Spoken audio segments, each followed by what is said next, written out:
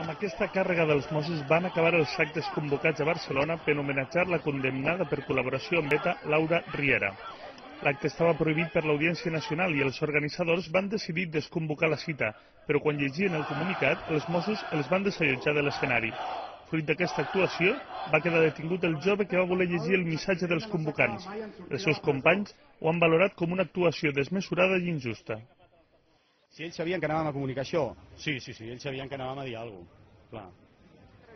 El que no entenc és, suposo que en el moment el senyor comissari deu haver considerat que el que es deia era il·legal, el qual em sembla una mica delirant, perquè no entenc com un policia pot estar aquí decidint què és el que és legal i el que no és legal, però bueno.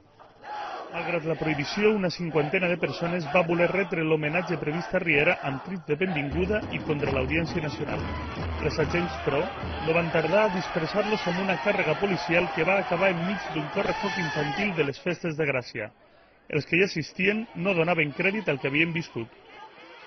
Però que no ens ha donat temps, perquè ja venia darrere tots els Mossos, amb pentes, apartant a tot Déu, diables petits, gent gran, pares, els nens acollonits, fins aquí mitad de la plaça, que jo m'he quedat quiet i parat.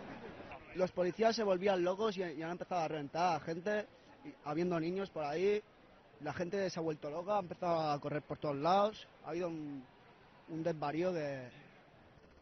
La comissió organitzadora de les festes alternatives de Gràcia ja ha dit que responsabilitza els Mossos d'Esquadra de tots aquells aldarulls ocorreguts dissabte.